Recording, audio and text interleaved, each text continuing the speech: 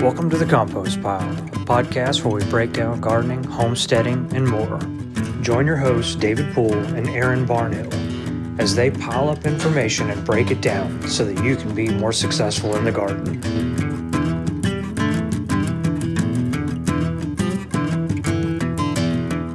Hey, welcome back to the Compost Pile, your podcast for all things gardening and homesteading. With me, as always, is my co-host, David Poole, owner of Mid-County Farm and Feed.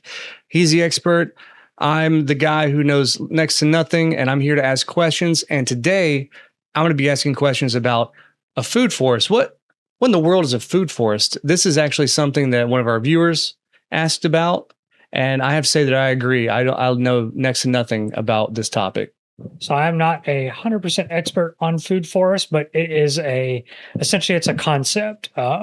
And so a food forest is the idea that you are intentionally designing your space, or say your landscape or your homestead, to mimic nature. So mimic like the forest. Yeah. But intentionally using harvestable, edible items. Like in substitute. Fruits, herbs, vegetables, and then even like maybe nuts. And also it doesn't necessarily have to be solely for personal use.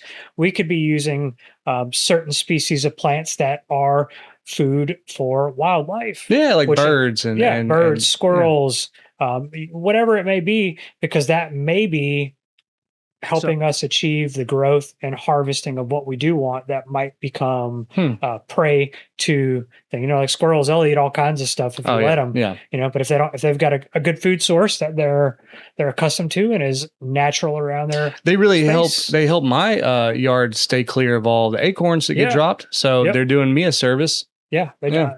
I pick up enough mini oak trees, but they do a good job overall. Yeah, I pick up a bunch, but there'd be a lot more without them. So I mean, what it's essentially like, when we go out there and we're looking at whether it's just a residential home, and you go out and you look, and landscaping is typically looked at as ornamental, aesthetic applications to maybe drive up the value of a property or the home, or just make it more appealing.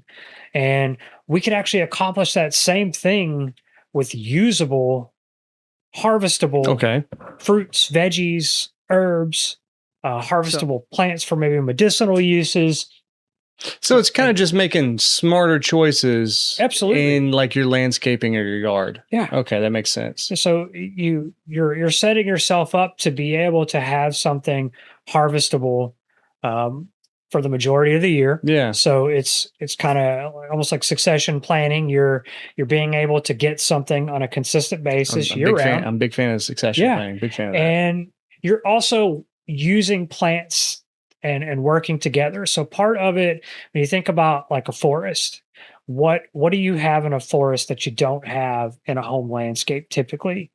A canopy. Yeah, you don't usually have a canopy. You don't have layers.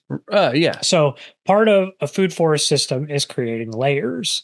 So whenever you are getting out there and you start looking at creating a landscape, some people, they don't want that large canopy layer, but that large canopy layer is really helpful. It still falls back to the previous episode about like drought and bare rainfall soil and compaction. It helps dissipate rainfall. It helps use up excess water.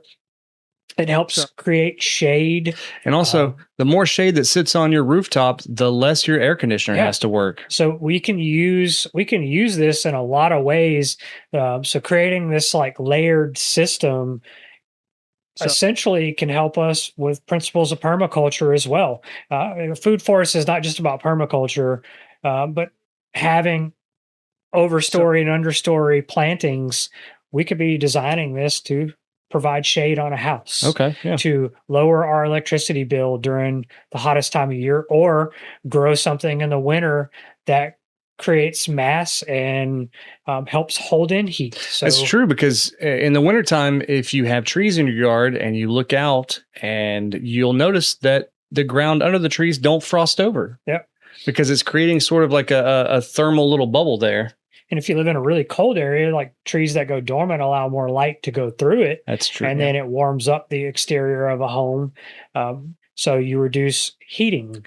Man, so nature just really got it covered, don't it? Kind of a tangent, it's somewhat related to a food forest. But when we're planning out a space, I mean, if we're starting anew or maybe we're making adjustments, like we should look at what's going to take the most space.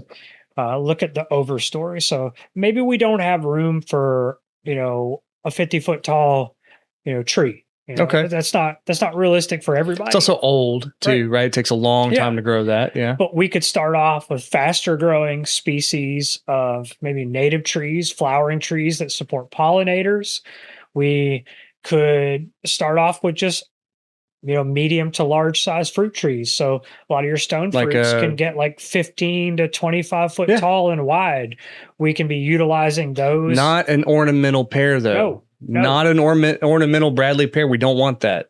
So we could be putting, like, for my instance, if I think about my own property, I could be lining my back fence line with taller growing fruit trees that are going to help provide a little bit of shade in the hot afternoon sun based on the orientation that I have. And then I can plant those in, and then I can come in and I can layer in lower growing things. So I could put in, instead of like ornamental shrubs, I could do blueberries. I could do blackberries. Depending on where you live, depending on how many chill hours you get, you might be able to have all kinds of other options of like medium height growing plants. Then you could be layering in there all kinds of perennial herbs that don't necessarily have to go in a garden bed. They can be in the landscape. And you could be layering in even vegetables that are, they're not in rows. They're intentionally placed around other plants that have like requirements. So that like similar water requirements, similar sun requirements, similar feeding requirements, so that you're using the least resources and you're keeping everything kind of happy all at the same time. Do mushrooms fall in with this sort of concept? Maybe, I don't know. Yeah. I see people do that under trees, as people grow mushrooms under trees. Well, it makes sense. I mean, in the conditions. Shaded, they just need shade. Yeah. Shade and moisture. Shade and moisture. So you basically layering in, and you can also utilize like root crops. You could be growing turmeric. Oh, yeah. Ginseng and ginger. Yep. Ginger. So all those types of things can be layered into your landscape. So at the end of the day, you can do it intentionally, but you're giving it a natural flow. I think we talked about pollinator gardens a while back. We did, yeah. It's been a while. When we talked, one of the principles of pollinator gardens was layering, flow. Yeah, because each of those pollinators fly or travel at a different height. And you're utilizing different plants to complement others, to help protect them, to help bolster their ability to provide you harvestable food all throughout the year. And you're depending on how you lay it out, you have evergreen trees like citrus trees that are may be smaller growing, that are going to stay green year round. Then you have others that are going to go dormant in the winter, that you might be able to plant something underneath that requires more winter sun. So you could grow winter bulbs underneath a dormant tree. Right. So there's all these factors that work together. So it's like a holistic idea. That's kind of what you're talking about. Yeah. It's a way to arrange a certain type of plants and intentionally picking certain type of plants over the other. And then we talked about in our cover crop episode, like just ground covers, living ground covers. You have that final layer in there of utilizing ground covers. So you could plant like sweet potatoes. You could plant pumpkin. That makes a really good one. Yeah, squash. So you can create living mulch layers that help cover the soil, that help retain moisture for all those other things that are growing in those areas. So it's all about pairing plants together. It's pretty neat. So I'm trying to get the idea right. So that means like no strictly ornamental things, like no Japanese boxwoods, right? Maybe a blueberry, maybe a dwarf blueberry, right? Or a lime tree or a lemon tree. Those are kind of bushing, stuff like that. No oleander. because it serves no purpose at all. And I would say like, and from my concept of like always focusing on diversification of plant species, Yeah. not having any ornamental species would be kind of counterproductive, because I want pollinators, I want things in there in that space. So I feel that ornamentals do play a role, but I want like flowering ornamentals. Ones, yeah. I want native plants that are actually going to bring value to the ecosystem, because at the end of the day, we're not planting a garden, we're not planting a landscape, we're creating an ecosystem. Right. We're trying to create something that takes care of. So we want like jasmines. I mean, that's ornamental, that's pollinator, you know, yeah, you could geraniums. And you could be utilizing a vining plant along a fence to shade something that doesn't like the hot afternoon sun. So you're supporting native pollinators. Like I could have the purple passion vine. We've seen it will take over. And I mean, the amount of fertility caterpillars this year is unreal. Oh, I've had so many butterflies in my yard in the past 2 weeks. It's been really nice. They ate the plant down to nothing, and then there are no more caterpillars because there's no more food, but now it's growing back. Yeah. And I bet you will get round 2. So you can have things in there that have beautification value, but they also and need environmental to be value. Right. And functional value. Right. It's both. And so I think you have to like really stop and kind of plan it out. You know, it's not perfect, but you want it to be natural. Things in nature, they're intentional. Yeah. Leaves fall, they cover the ground, they break down. You're not leaving any wasted space. Everything is serving a purpose, from the dead foliage on the ground to the dead leaves of the overstory. They're insulating, they're mulching. So it's a unique way to grow. Yeah. I'm gonna have to read more about that. I like that, because I'm more of a chaotic gardener. Yeah. You know, some people get really caught up in having straight lines and having perfect symmetry in their raised beds. And okay, I have 3 lines of 6, and I'm not that way. You know, I'll have a raised bed here, one over here, one over here. So I kind of like this method. The concept supports a living soil better. Yeah. Because if you think about like nature in a wooded environment, like no one's fertilizing anything. No one's mulching the plants. All those things are happening naturally. So you're actually supporting a healthy fungi population, bacteria population. So you have balance. Yeah. And that's what the concept of like the food forest is you're creating a kind of a naturally balanced system that mimics what you would get out in nature, but being able to take from it at the same time. Yeah. Okay. I think that's really cool. I think if it's done right, you know, it could create one of the coolest landscapes around. Yeah, and it's a functional landscape. It looks good and it's functional and it's healthy. And especially nowadays in day and age where I'm not sure that most kids know where half the things they eat come from. Right. Like, it's a great way for families to be able to teach and learn together how things come to fruition. And I think like the concept of food forest, when you think forest, okay, we think big. Yeah, of course. But food forest can happen on a balcony. It can happen in the corner of a backyard. It does not have to be some massive, elaborate plan.